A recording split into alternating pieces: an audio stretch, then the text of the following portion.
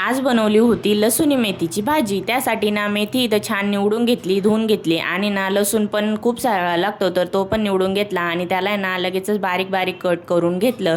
आता आहे ना ही मेथी ना ती पण छान बारीक कट करून घ्यायची आणि कढईमध्ये ना लगेचच लसूण टाकून मेथीची भाजी आणि थोडंसं मीठ टाकून ना 2 ते 3 मिनिटं वाफवून घ्यायचं। इकडे ना आपल्याला एक पेस्ट तयार करायची। त्यासाठी ना शेंगदाणे, तीळ आणि डाळवं याला ना ड्राय रोस्ट करून घ्यायचं, थंड करून घ्यायचं आणि ना मिक्सरच्या भांड्यामध्ये ना लगेचच त्याचं पाणी टाकून वाटण करून घ्यायचं। आता ना हे असं छान वाटण रेडी झालं। नंतर ना कढईमध्ये जिरे टाकायचे, कांदा टाकायचा आणि ना छान गुलाबी रंग येईपर्यंत परतून घ्यायचा। नंतर घरातले सगळे मसाले ऍड करायचे आणि ना त्याच्यात ना ही पेस्ट टाकून द्यायची आणि एक मीडियम साईजचा टोमॅटो तो पण बारीक करून टाकला कच्चाच। नंतर ना हे सगळं मिक्स करायचं, मेथीची भाजी टाकून आणि मीठ टाकायचं, थोडासा गरम मसाला आणि गरम केलेलं पाणी टाकायचं आणि याला शिजू द्यायचं। आता तडका देण्यासाठी तेल गरम करायचं, त्याच्यामध्ये उरलेला लसूण आणि मिरची पावडर टाकायचं आणि छान तडका देऊन झाली आपली लसूणी मेथी तयार। आवडल्यास लाईक करा, शेअर करा आणि सबस्क्राईब करा।